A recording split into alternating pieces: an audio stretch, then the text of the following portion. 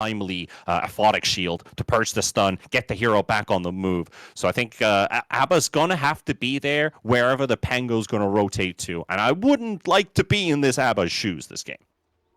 No, definitely not. It's one of those games where it feels like you are the main target for the enemy team to have to go on to, and it just becomes a game of cat and mouse, right? Bloodshot, he's going to need to make sure that he's just in the right position at the right time while still being in range. It's hard to do in a pub, let alone against Nigma Galaxy.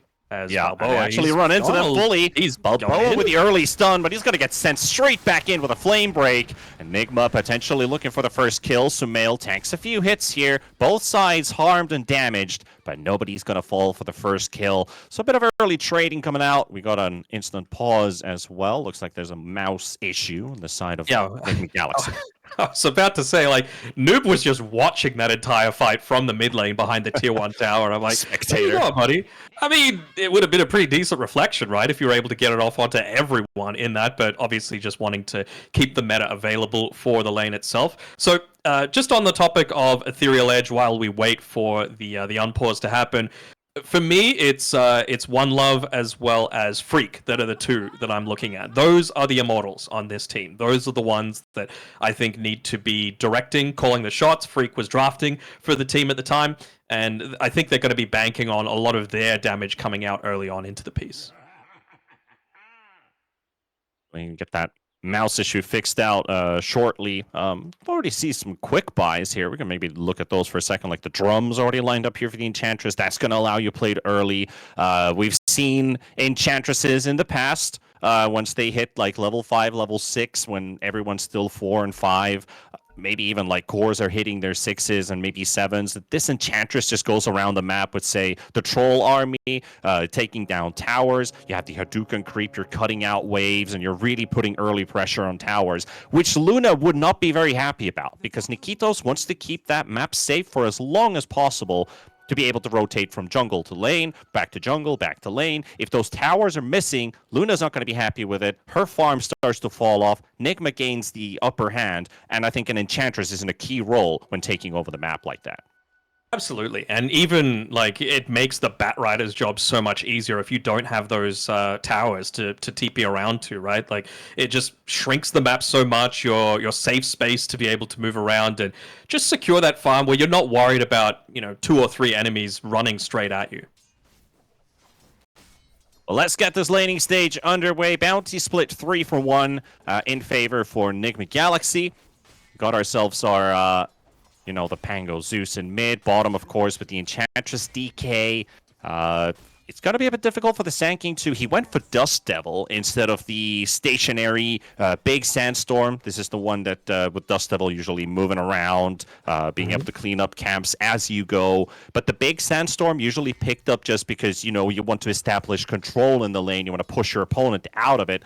I don't think you can really push the DK away. If he starts picking up levels, it gets more HP regen, gets really difficult to push him off. And then there's the Enchantress factor for extra heal. I mean, maybe his mentality around it is like, okay, well, this is going to enable me to farm a lot more effectively in the jungle, right? You're not just going to have one sandstorm that's just going to be, locking you in place for one small area. You're going to be able to rotate around during that duration. My concern is, how much farm is there on the map that you're going to be able to split between everyone here? Because Luna wants stacks, Zeus wants stacks, and now Abaddon wants stacks as well. And I would say, not Abaddon, Sand King wants stacks, but Abaddon and a Dark Willow aren't really able to get kills on their own. They need someone else to be able to make it happen. So I just don't think the synergy is quite there. Also, the top lane matchup, we haven't really looked at this either. You've got their pause 3 Terrorblade, start putting points in Reflection, leaving Metamorph at 1. Maybe it's a 3-3-1-1 build-up, most likely. I'm just curious, do we see like Falcon Blade first has to come up for the TB, maybe even the full-on wand for some extra stats. But do we see Pipe? Do we see Yasha? Because we still built this semi-carry, but we need that Pipe active. And this is a really good Pipe game as well, especially when that Zeus came up in the draft. Yeah, for sure. And it does cover a big weakness that the TB does have, right? That low HP that he's got to be able to play around with. So, having the Pipe is going to provide a lot of that magic resist, not just for you, but for the rest of the team as well. I just wonder if they just feel they're confident enough with how the lanes have gone that that's not really as much of an issue. They can just go all out on damage because they're going to be able to blow them up before things turn around in their favor. Just having a quick look over at the last hits overall, Sand King has 3 in the time that DK has 15 and 9. That's how well this bottom lane is going for Nigma Galaxy, and it's pretty much expected when you consider that you've got an Enchantress. Well, And that's already our first blood set up. It's the Harpy Stormcrafter combined with the stun from DK. They'll be able to take down Freak, and that is GH for the first blood.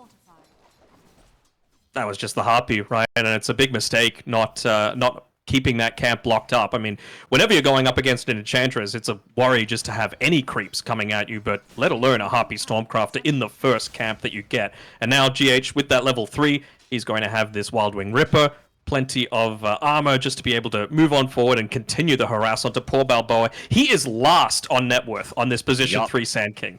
He has 3 last hits. This is not behind really, the supports. I mean, dead last. Yeah, like absolutely at the bottom. Like this is not a good place to be in for him, and it's gonna be hard to recover too. Like if he did have the other facet, Short could help him a bit, but I'm not gonna blame it yet, as GH and Miracle already, not really hitting the tower, but taking down the Sand King also in top. Omar will able to take down Bloodshot with a little bit of a tower dive. Now, T, it's always been a thing for me with the games that I watch. If the net worth lead is the same as the minutes, it's time to call GG. It might be a bit early for that, but this is what I was talking about when I said this is likely to be a demolition. And I feel like the lane's not going well. We know that much. So what can you now do about it? Like, is it up to Freak to just try and make a bunch of stacks so that you can at least maybe pick up a little bit of farm on the Zeus or the Luna or someone that's having a bit of a better lane? I mean, the way you're pointing it out, how many days did you spend studying on exams when you were in school? Well, it depends on the subject. The night before? Yeah, sometimes it was the night before. It might be a bit too late to make any adjustments. I feel like that's the point where we're at. So you just go with the knowledge that you have. You're probably going to get maybe an F from your exam, but at least you attempt it. You know, you'll try it again. You go and make the redo. That's where we have, the second. Okay, we're not going to go that grim here. But looking at mid, this is a grim situation for the Zeus because this could be his first loss. The Hurricane pushing him back, but it allows the Zeus to take another heavenly jump exit. But with the blood grenades and the slows flying in, Willow's going to try and help him out. But is it too late for the support rotation? Surely is, as one love's down, and there's your level 6 for Sumail. And this is the Thunderbolt. This will pretty much just control this Willow. As you see, there's like that tiny little gap. You can use maybe a stick, maybe an ability to heal yourself, but there's no way out. There's no proper way out, so Sumail will finish him off with a double. All right, GH is 4th on net worth at 5.5 minutes. I want predictions now at this point, T. When are we seeing a GG be called? I mean, if we're looking for experience, maybe after Megas, but if they really feel like there's nothing to play in this game, it's down to the Luna, right? With, 13 last hits. 11 minutes? Yeah. Could be months. I'm not going to sugarcoat it. No, and you're definitely not. But it's one of those things where it's just so rough. And GH, he's probably going to get this D-Ward as well. Like, he's standing right next to Love, and One Love, he's about to be back in the fountain, but looks like they've at least been able to get a little bit of extra experience here as Luna goes down again. Maybe, like, looking to try and make a few plays with his ultimates. Level 6 on the horizon coming through for One Love, but Balboa is going to need his level 6 for them to be able to do anything. Yeah, and just something really cool about the interaction of Batrider having stoked facet. You throw in the flame break, you instantly get more movement speed, and that just is enough to keep yourself ahead of Luna in terms of your actual movement speed. You'll be much faster than she is. She'll never be able to run away. And TB just, run and hit. The good old orb walking like we talked about back in Dota 1 days. Hit and run. Sure. Diving mid as well, looking for One Love. He doesn't get the chance to use his heavenly jump. He doesn't have a way out of this one. Sumail will take him. And now we have, we have more gold per minute than minutes, so... I wasn't being mean when I said this was going to be a demolition, T. I just really think that Nigma are on another level. And we got to remember, this is the the 8th qualified team, right, for these qualifiers. So they actually went through the lower bracket of their open qualifiers as well to be able to get to this stage. So good on them for being able to get that that win in the lower bracket game. But Nigma Galaxy are just something different entirely. Yeah, Bloodshot's dead.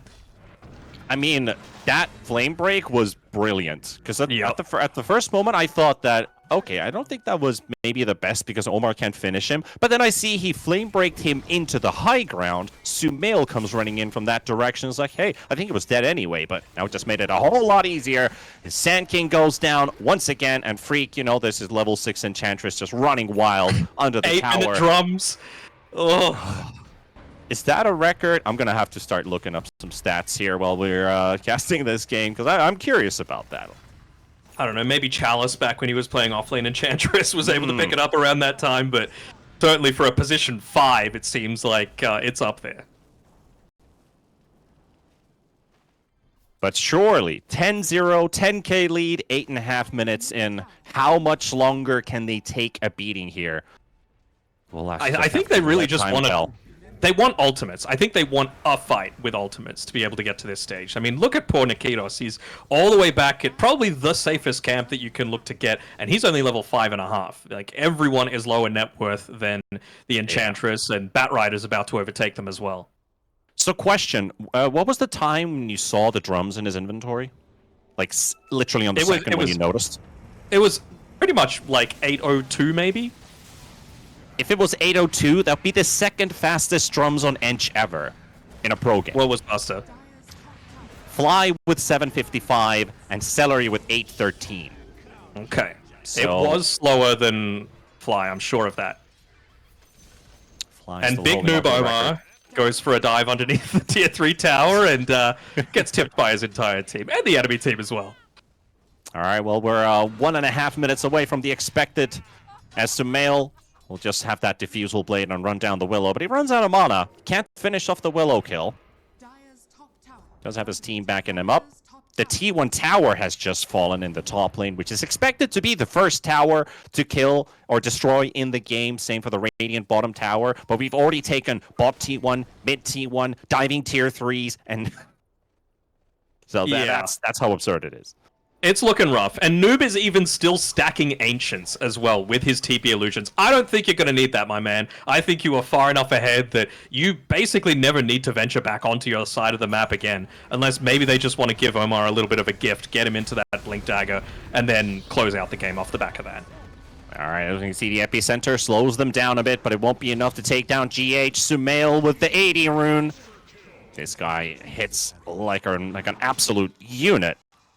Forces Balboa away. But they did get their first a while ago from that Omar split kill. I mean, they almost got the second here.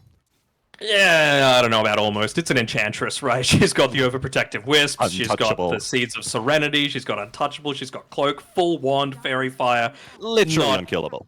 Literally unkillable. And now you've been able to take advantage of the 10-minute siege creep wave to hit tier 2 towers, which is something very rare that we see in games. Even having a Wild Wing Ripper, one of the highest armor creeps in the game, to be able to just assist with that. So even more dives, a solo dive this time around by Sumail that just keeps them away from the tower. Yeah.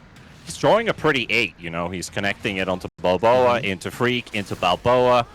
Going back and forth now under the tower. GH is there to help him out. Sand King to fall. Eclipse comes out. That's a big streak for the Zeus with the Zeus ulti drop in as well. But they might have just walked into a bit of a trap. Nice Terrorize to push away Miracle. Here comes Omar as well with the last one. Nikitos does get purged away. GH is body blocking him, waiting for Miracle. Come and hit this guy. And there goes your Luna. And Omar, once again, just away from the rest of the team, pushing a tower, not doing too much of anything, still looking to try and make stacks inside of his triangle. Look at all those creeps. As, he's even pinging it, and there's the tip coming over from GH saying, good job, bro. This is insurance. It's insurance. He's just playing, the safe game, and Miracle even gets a regen rune. You'd have to imagine that maybe it's just going to go over the DK, get him into that SNY, but I don't know. Give it to a support once in a while. If there was any game to do it, let it be this one. Yeah, just, boys are having a bit of fun. Miracle went for the Mask of Madness Armlet build. Like, Armlet, of course, understandable, but then paired out with a Mom, it's kind of, well, don't get to see it every game. So it's He just wants to take towers slightly quicker. That's it. He just wanted the Yes. attack speed. Yeah, slap this stack down as well. Get a bit of extra gold. Yasha flying in. SNY is his option. Oh, here we go. Omar, Second death. he Big is move. found. Mm-hmm. He's pinging. to They've ping. got vision here, but no, they just walked into him. Might be Yeah. a bit too deep there, Omar. It's his job, though, right? As a Batrider, those sorts of deaths where, it looks bad for him now because, it's only the third kill that they've been able to get so far. But it's your job, right? 4 people hitting a support Batrider is good job on the support Batrider. Trying to kill this Terrorblade here. He does have that pipe, though. Soaks up a lot of damage from Zeus, who doesn't even have a maxed Lightning Bolt yet. Omar smoking back to the rest of the team. He wants more. He wants revenge. Throwing the wraparound on the minimap. Just 400 gold short from the blink. I Nope. think this might be the last fight, potentially, if they lose it. Like, this is their last tier 2 tower. They've all got ultimates available. There goes Sumail.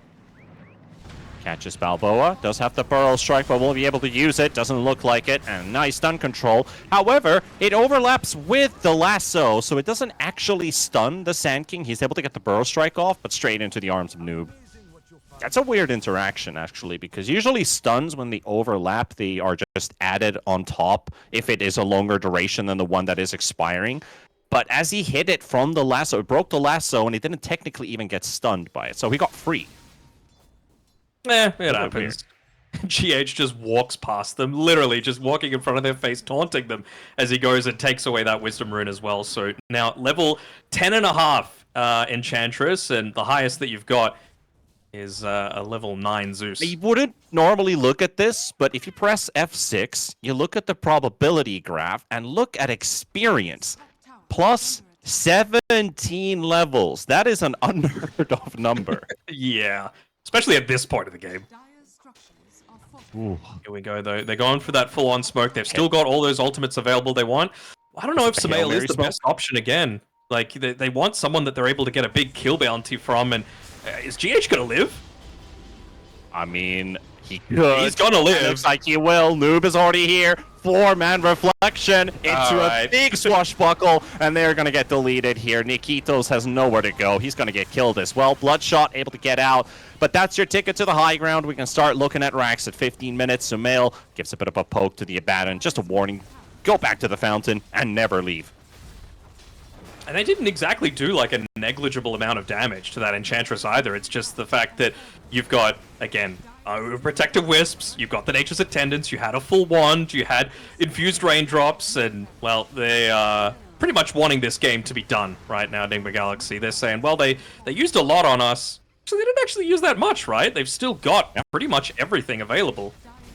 Balboa looking for the epicenter, but the last soul's found already the connected Zeus. onto one love with Omar, catching him off guard. And that's going to take the Zeus down. Sumail, meanwhile, with Miracle, working through the back line. That will take down one. He does have buyback indeed, but his members are falling, and it does look like with Nikitos to dropping, buyback. that could just be the final drop. But it is not. They're going to see this game a bit further. I don't know about that choice. I mean, it just feels like they're completely disconnected, right? Like, you're not buying back to use your ultimates, you're not playing together with the team, the person that's the furthest forward doesn't have the Abaddon behind them, and there we go. Free. Ends up calling the GG. 16 minutes in, it is shorter than that 20-minute mark that I was expecting, but... longer than my 11. Yes, but I don't think... we wouldn't have put it beyond them to call the GG at the 11-minute mark. Hell, I was talking about it at 4 minutes in, so that just goes to show how much of a domination this was. The series, which I think is going to be the main question here, and can Radiant stop them? You're playing Spectre, who would like to have some type of fighting item early to be able to always like play this semi-anti-mage where you just show up to a fight, you know you're going to win. You pop up, pop your ult, get a kill, back to farm, do the same thing, rinse and repeat.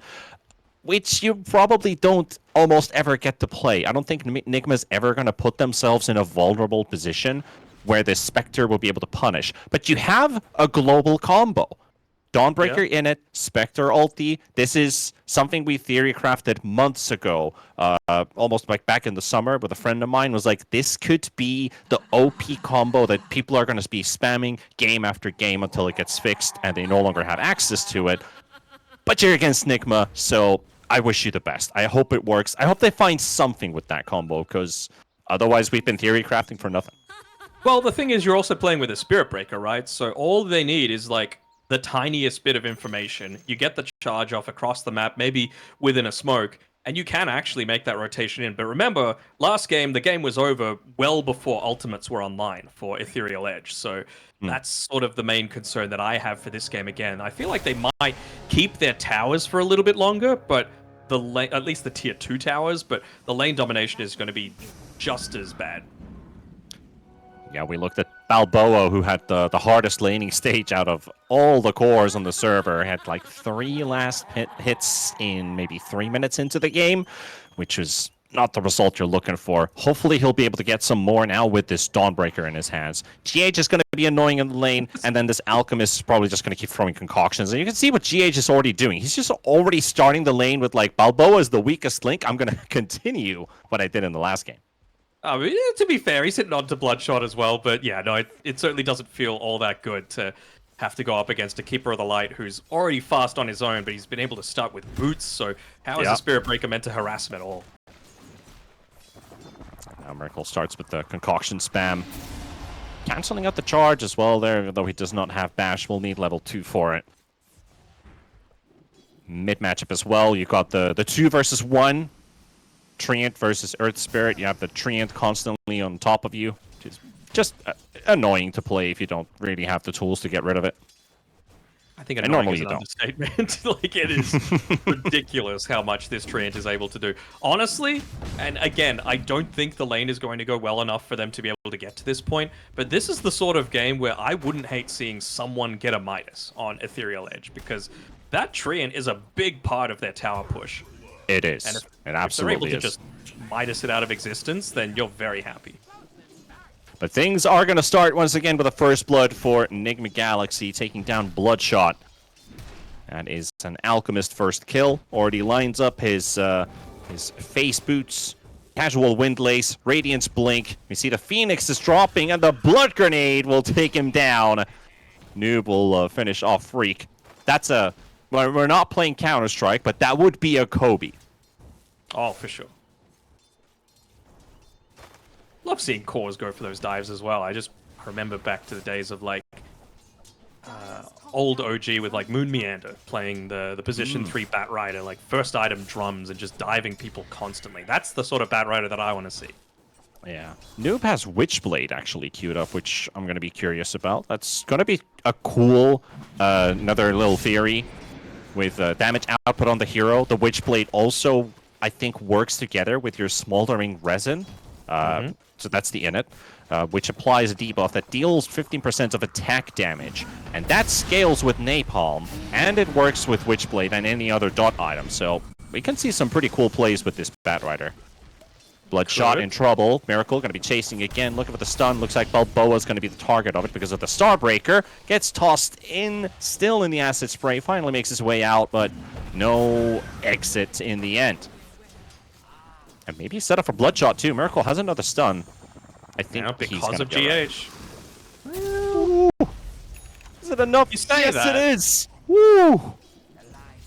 And they shove the lane out effectively, so it means that they're in a position to yoink away those Lotuses as well. Thing really that Freak, I was about to say, can do about it. He actually gets hit by the Icarus dive. He is going to challenge him. He knows he's got no way out, so he might kill Omar, but he's going to die for the effort. As Noob's going to finish him off, but it's worth it for him. He got the Lotus, got a kill.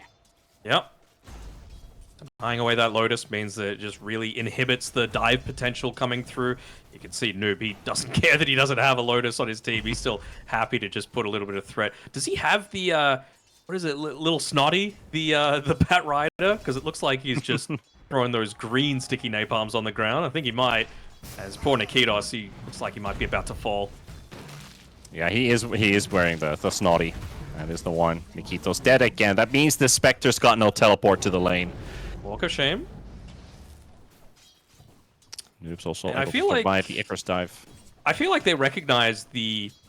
Not that it's helped them much, because... Oof, I don't know. I don't think it's an indictment of Freak at all, because he's an immortal player. He's not a bad player at all. But both games now, his cores have been pretty much dead last on net worth. Spectre is second last, and Balboa last game was last. But it's having a little bit of a better time this time around on Balboa. He's sitting top of his team in terms of net worth. He's still getting the business given to him by GH especially. Yeah. Also, one little quick note from mid lane as well. So something that I paid attention to quite a lot when I was casting Stormstormer in another tournament a couple weeks back. Something he does differently as an Invoker compared to the others is he picks up points in Exort so he can get the Forge Spirit, right? And he denies the other Water Rune as he takes the other.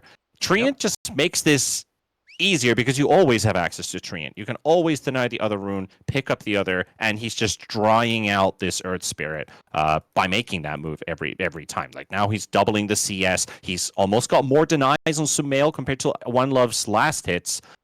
And I think those Water Runes are also one really big portion of that, because then One Love has to rotate further. This Furion continues to get bigger in the lane. He's about to hit level 6. Which means we're going to see some global presence from that Wrath of Nature. That could hurt the side lanes even more. Yeah, I was looking at what it also does as well is it means that you have issues with A, falling behind in terms of net worth, B, you can't make those rotations, and C, you just have this issue with the Nature's Prophet that as soon as you do leave into the lanes, into the river position rather, you're just going to start getting your tower hit into, right? Like One Love can't make these rotations because this is the way that Nigma want to play. They just want the time to be able to take fights on their terms, and I mean they're getting pretty much every single one at this point. Yeah, you can never really safely leave without being traded something away. So even if you make a successful rotation out, find a kill, you might just have your tower down. They're pinging Omar. I wonder if they feel like they can get this, but no stuns means that you're going to have a rough time. At least they get him low-ish, but I guess he doesn't really have too much in the form of regen for himself, other than a bracer that he just got delivered. Yeah. So might at least give a bit of free time for Nikitos to get something out of this, because right now he has 5 last hits, 5.5 minutes in. Yeah, and I think they might need the Spirit Breaker to start moving as well. He has level 3, which I think is the crucial timing for him. Has 2 points in his bash, has that 1 point in charge, of course. Start moving around the map. Meanwhile, mid is being played by 3, and Noob is playing a 1v2 in bottom, taking down Freak. And Nikitos might drop as well with a Furion dropping his ult. Drops very low. Burnin', yeah. So some of that damage over time. The napalm on the grenade, yeah.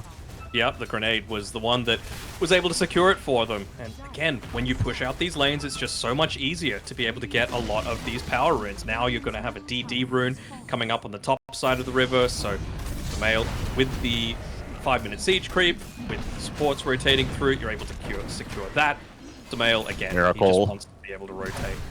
Yeah, he's just fending off a 3 versus 1.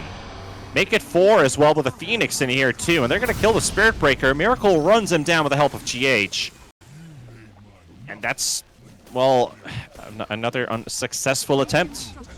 The Eternal Envies will lose another. It's 1-10 now. It is kind of like what we were saying though, right? Like, the net worth differential is just as bad. But you've only lost 1 tower, and you had to pair it together with a siege creep and 3 heroes going to that lane. Previously, it was like GH on his Enchantress doing it solo, or Miracle on his DK doing it solo. He's just diving in Sumail into this, trying to yoink away that Wisdom Rune, TPing into 2? Is it worth bringing more? I think it is, and that's where Balboa is going to TP, but he's just going to be a little bit too slow. So now going to get charged by Bloodshot. Can't quite close in the gap, though. Omar is going to be the one to drop here. Make it a second here. But the roll in for One Love, the damage is just not going to be enough. And Sumail TP's away. They'll get something for their efforts. They got the Wisdom Rune secured and a kill off of the Marcy. It's something, but again, bottom lane was freed up. So even though Noob wasn't part of that that Wisdom Rune steal or anything like that, you're still going to be able to secure this tower. Man, I didn't realize how much Arsonist did to these towers. He absolutely shredded through those. going into the S and Y on this Batrider. S and Y right-clicking, tower-hitting Batrider. I'm seeing a lot of Wraith bands being built up by Nigma Galaxy. Got 3 already on Sumail. Wants to be that right-clicker. They want these towers gone. And you wouldn't normally see itemization choices like this. But I guess you can find some value in these cheap early game items. Just make sure you're stronger than your opponent. They're not able to find any kills, because that's what the Spectre would like to get, right? They're shutting down any capability from the Radiant side to find a kill, because they're just a little bit too tanky, so they won't be able to finish them off. They don't even have anyone that's really great at taking stacks. I feel like they had an overload of heroes that could in the previous game, right? They had Sand King, Zeus, Luna, all great at taking stacks, but none this time around. So it feels very passive. It feels like you have to be in the lanes a lot of the time. And what it means as well is that Nikitos is going to get jumped on. Yeah, I don't think he finds a way out. Sumail is going to trap his teammates in the Sprout so he can secure the kill. Calculated. Very tactical. Now working there's on a the recall tower. coming This through as tower, well this is from 9 minutes in with the double treants hitting this tower. Oh boy. That melts so rapidly. Is Balbo about to die? Sumail? KS? KS? Come on, you know you want to. Radiance burn, yeah. He doesn't even need to cast a spell. He can throw in the concoction for some flavor. And that's going to take him out, and his ulti's still halfway. Nikitos, he's desperate for this. Bloodshot charges in. Buyback maybe on the Dawn, and ulti in? I think that could be an idea. Yep, there we go. But is it enough though? Miracle's release. Sumail is already there. Phoenix is down. Balboa getting focused on the Dawnbreaker down to half. One Love getting smacked by Sumail. 5 more seconds for the Alchemist. Here comes Omar. Gonna join in on the party, but cannot find the jump. Cannot cancel out. GH is pushing a tower at 10 minutes. A position 5 Coddle is just shoving out this bottom lane. He's like, you know what, I can do whatever the hell I want. Everyone rotated to try and get that kill, so why wouldn't I stay? As Noob takes another tower at 10 minutes, mid-tier 2 on this position 3 Batrider. Yeah, I just feel like it was a little bit too slow, that movement coming through, right? If he bought back even just a second earlier, you might land the stun from the Solar Guardian, and it might be optimistic to say maybe Miracle dies, but at least he's going to get low. It gives you a chance. At least the chances are higher. Yeah, exactly. I think like the moment he's about to connect the charge, maybe you get a follow-up stun right after. That ends up being a bit costly. GH, he brings in Sumail. Now the double treants are back to action. That tier 3 tower is almost gone completely. 350 HP remaining. Doesn't matter if it's an Enchantress or a Coddle, GH will buy that drums. He's just wanting this game to be over. He wants a nice little break before they have to play their next series. For those that are wanting to watch more Nigma Dota, which is looking very likely to be them in the upper bracket. I think that's in 7 hours from now. It should start. Something like that, yeah. 7 should be correct. They're going to be playing against the winner from, Na versus Winter Bear, which is happening on our sister channel. That is happening on ESL_TV. So most likely that series might be going on a bit longer than this one, depending on Nigma's pace in game 2. Triple stun. Triple treants as well, pushing bottom while this fight's happening on top. They're using recall on Sumail to summon more treants. And they've already lost the bottom lane of Rax as they're fighting onto the Batrider. Noob pushes everybody away with a flame break. He's going to cliff the Earth Spirit with 3 more seconds left on the roll, but he's got no way out of this one. And now Balboa, he's going to get hunted down by Miracle as well. Bloodshot charging into the base, but I think as soon as Sumail notices he's around, okay, they don't actually jump him right away. 13 HP left on the tower. But yeah, they're just doing the recall into the Treant. Yeah. I mean, you've lost 2 tier 3 towers, you've lost a full lane of Rax. It's rough. Yeah. Radiant's middle barracks are under attack. Out of smoke in the base. Phoenix is caught off guard. No Phoenix Egg. It was used in the previous fight. Charge in from Bloodshot, connected onto Omar. Nobody wants to follow up on that. I was about to say at the start of this game, like, I feel like Spectre going into Blade Mail, like, it's not an expensive item, but he's still third last on net worth. And, you know, against a team that just bodied you in the laning stage, probably not the best choice. Maybe they just wanted to go this global strat that you were talking about, right? But even something like, I don't know, an Orb of Corrosion that might give you a little bit of extra survivability, that might be good against the lifesteal coming from the Marcy, from the lifesteal, the regen of the Alchemist, might have been decent, but it does kind of screw you over for the later stages of the game. So I just don't think there is a good option when the game. And also, what is really wild to me in this game is Alchemist has not 1, not 2, not 3, not 4, but 5 times the net worth than your enemy carry. Yeah. 13. You know it's going in. well. They've got double the team net worth to minutes in the game. That's when you know it is over with a capital O. And here he shows up here. He's got the Radiance Manta ready. Takes down one with his level 2 ulti. Balboa gonna get hunted as well. Dawnbreaker out. Can we get a potential rampage here from Miracle? Freak actually decides to walk in, so that's another kill for Miracle. Oh, he pops the egg, but that egg's gonna get destroyed. Bloodshot's just standing there next to him. Is that's the moment of despair. Bro, charge, please. Oh, what a moment of despair there for Bloodshot, just staring his friend getting killed. Alright, there is a chance. Maybe if Nigma get one more kill, there's a chance that this could somehow go back in Ethereal Edge's favor. The magic number. It could happen. One more. Also, one more 1,000 gold, and we'll have 2k per minute difference. So that's like already like ultra late game comeback statistics. When you have like 56k lead and the game's still going. Yeah, it's looking rough, let's say that. And right now, 100 to 0.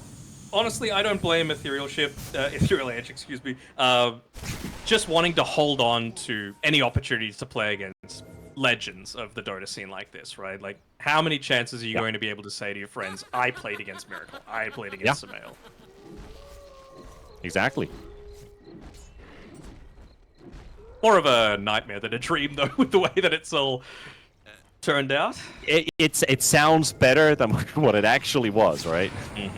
Look at these triple treants. They're forced to use spells just to try and get rid of them, and they're still probably okay. They don't get the tier 3 tower at that point, but tier 4 tower, excuse me. But yeah, damn close.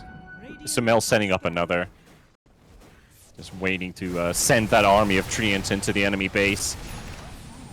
There's 2. Soon there's going to be a 3rd. Only 10 seconds cooldown left on another Nature's Call. Isn't that nice? Isn't that fair? Doesn't that feel great? Just having a hero like this that can do that. Yeah. And then they're forced to deal with the creep waves, and then the treants just go, well, I'm just gonna do whatever the hell I want. Take a tower. You can't do anything. And there's a reason why Samael built the Solar Crest, because he's like, I don't need a support to do the job for me. I'm gonna do it all by myself. This is the old Ana position 5. And 3-2-2 on your screens right now. Exactly. So they have a chance. It may say 0%, but I'm going to say a 1% win probability coming through here for Ethereal Edge. Where's that 1% coming from? With the EE coming through. That would be wild. Is there, like, you're saying 1%? Is it because of a particular item that just got finished? I mean, they have the Blade Mail on Spectre, another queued up on Spirit Breaker, but I don't think he's going to finish it. Dawnbreaker has a 3rd Blade Mail queued up. You know, maybe there could be a massive thunderstorm that hits the Nigma Galaxy camp. That's the 1% that I'm seeing right now. Because they're ready to go. They're ready to finish it all up. AC completed for Miracle. He's coming through with the rest of the boys. Not even going to wait for his time to get there. He's going to get recalled in. And then might go for a bit of a dive here towards the fountain. Towards or in the fountain, maybe? Thinking about it, but looks like they're just going to end the game here. There's the egg popped as well, trying to get a stun, but the Ancient is already down to 1,000 HP. And no prisoners taken indeed, as Nigma Galaxy run over this series. And they march onward to the next round. They do. Took a minute longer than they took last game. Massive noobs on Nigma Galaxy's side for see you in final. Not cleaning it up. And yeah, very